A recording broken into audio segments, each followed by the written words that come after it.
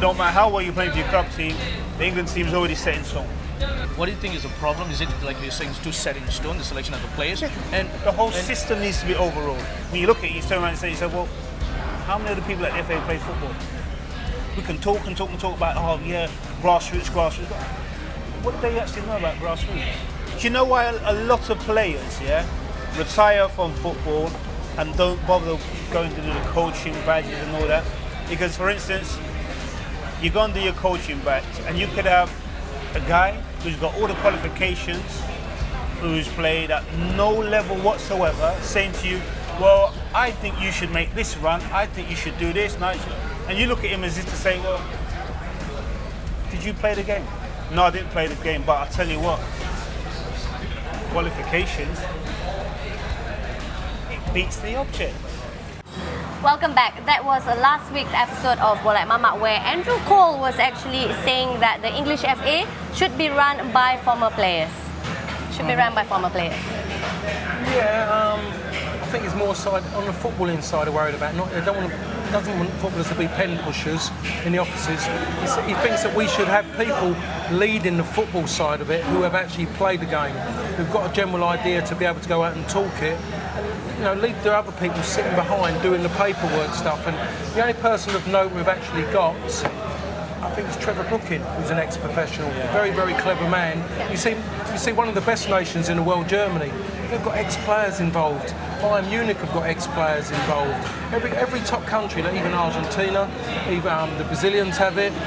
Europe, even the Dutch have it. There's ex-players involved somewhere. Okay, they say that ex-players maybe not that clever, but the one thing they do, they understand the football side of it. They know the communication side of it. They might know how to get the best out of players, but they'll be able to see certain things that people might need. And I think that's what Andrew's trying to get to more than anything. He'll just want to see, yes, great when you go on the pitch and you look around, you see all these ex-pros with big names, but sometimes when you go into a big thing like the FA, you want to, as a player, you want to see someone there of note who's been a good player or great player for the country you're going to play for, just behind it, not some old bloke, as I used to, sitting there with a great big, had a nose like a potato drinking a whiskey.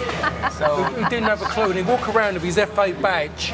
Like we went with the World Cup, 1990, we went on one plane we went with, and when we come back, we had two bigger planes, because all of a sudden, as we're getting further and further, all these kind of FA members from different parts of the country lagged on to the back of it. And all they'd done was come along and drink. I mean, whereas one time our friend come over and he's watching us, we're in a hotel for the semi-final, and his friend turned around and said to him, this bloke, FA bloke, come and said, oh, who are you here with? He goes, I'm with Paul Parker. He goes, oh, who's he?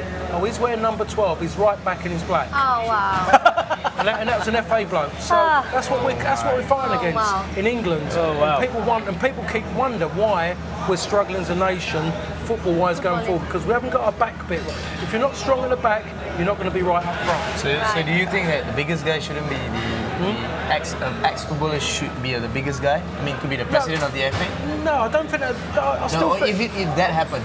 Stanley's stealing my job. If that happened, I think it'd be good. But it has to be the right person. You look at straight away. You look at Patini, what he's doing in UEFA. He hasn't got there. He's got there because his name, but he's got a business mind as well. And you've got to accept that there's clever ones out there. But I think that gives the nation a lift and belief that you've got someone there at the top. But what if the entire FA is made up of former footballers? No, that doesn't work. It doesn't. I don't agree. The entire football is, say BPL is the biggest league in the world, and you only the footballers to run.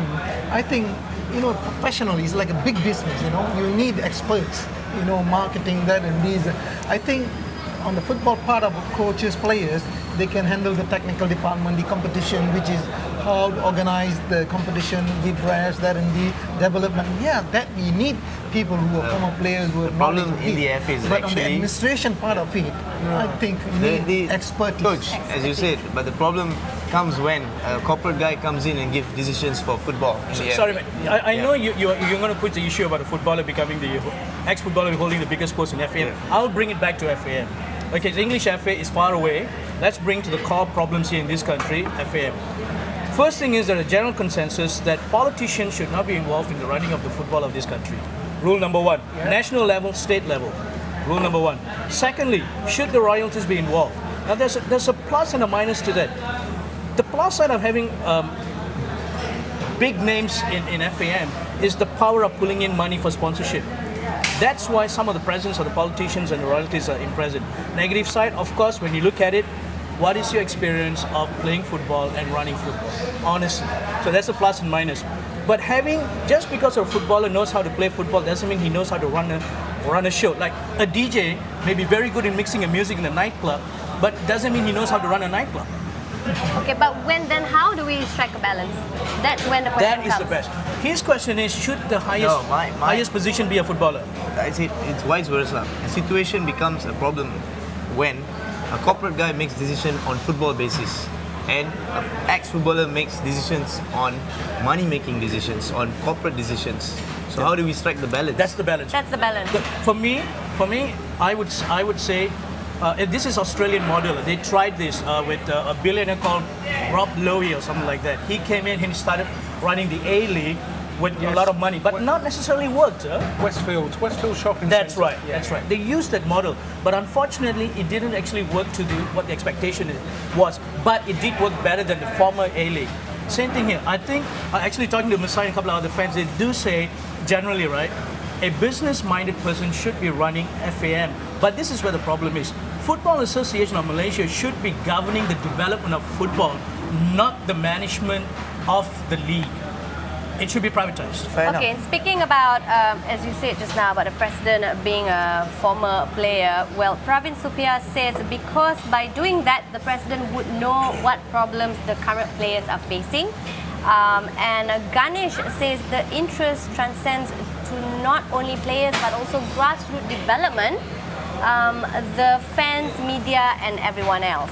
So there's a yes I would and agree with there's that. a no. I mean, being in the media, I would think that grassroots is the crucial point in development. That's your bread and butter, right? You've got 8-year-olds, 9-year-olds, 10 years old. I mean, I went to London last year for a program, and I saw students who are 8 years old who could play better than a 15-year-old here. And here they start them off late, 15 years old. You should be starting them off at 7.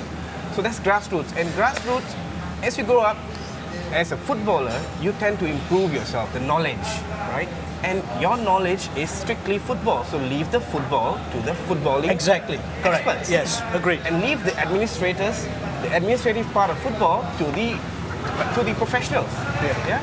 But the problem we always come into is when corporate guys still want to get involved in football decisions. Yeah. You see, like development. You see, like I spoke to the ex-national captain back in the 70s. He's basically saying we may have coaches, good coaches, great coaches, but we don't have development coaches.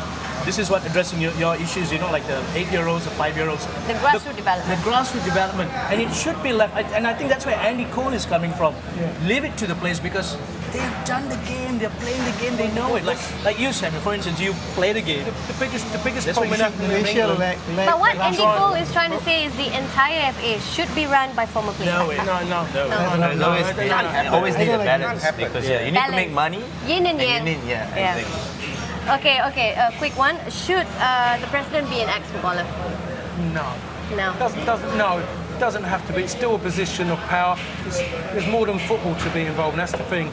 If you've got someone there who's got a little bit, a player who's got a degree or something, maybe in the business side of or commercial, PR, but it's not just there because he was a great player as such. What? Can you imagine Paul Gascoigne as president of the FA? Can you imagine that one?